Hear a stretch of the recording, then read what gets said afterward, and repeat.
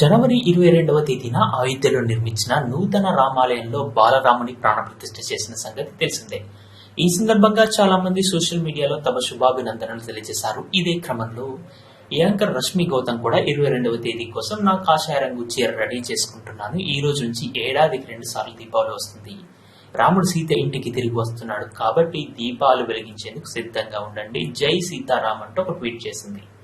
దానికి ఒక నెటిజన్ అసభ్యకరంగా మాట్లాడుతూ చేసే లంగ పనులన్నీ చేస్తూ జై శ్రీరామ్ అంటే ఆ లంగ పనులన్నీ తుడుచుకు పెట్టుకుపోతాయి అంటూ కామెంట్ చేశాడు. దీంతో వెంటనే రష్మి కూడా ఘాటుగా స్పందించింది. నేను నా బిల్స్ కట్టలేదా, లేక నా ఫ్యామిలీని పట్టించుకోలేదా, నా పేరెంట్స్ ని రోడ్డు మీద వదిలేసి వాళ్ళని పట్టించుకోలేదా, లేకపోతే నేను ట్యాక్స్ కట్టడం లేదా, నేను ఏదైనా ఇల్లీగల్ పని చేస్తున్నానా, ఏదైనా తప్పు చేసి నన్ను శిక్షించారా, అసలు ఇక్కడ లంగా పనులంటే మీ ఉద్దేశం ఏంటి? ఇలాంటి మాటలు నేను వింటూనే ఉన్నాను, కానీ నన్ను అవేమీ చేయలేవు. నేను కాషాయ రంగు చీర కట్టుకుని రాముని మంత్రం చెప్పిస్తే ఇంతమంది ఇబ్బంది పడతారా అని ప్రశ్నించింది.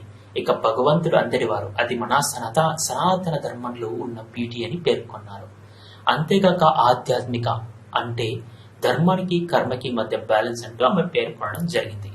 ఇలా ఫ్యాన్స్ కి, అదేవిధంగా సోషల్ మీడియాలో రష్మికి, అదేవిధంగా సోషల్ మీడియా ఫాలో అయ్యే వారందరికీ గొడవలు సాధారణంగా జరుగుతూనే ఉన్నాయి.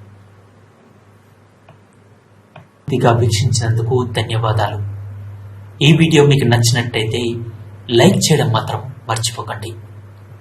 కామెంట్ చేసి మీ యొక్క వాల్యుబుల్ ఇన్ఫర్మేషన్ ని మాకు తెలియజేయండి. షేర్ చేసి మీ ఫేస్బుక్, వాట్సాప్, ట్విట్టర్ కమ్యూనిటీకి మా వీడియోని పంచుకోండి. అంతేకాకుండా మా వీడియోని నోటిఫికేషన్ల రూపంలో పొందడానికి సబ్స్క్రైబ్ బటన్ని ప్రెస్ చేసి బెల్ బటన్ని నొక్కండి. Thank you for watching.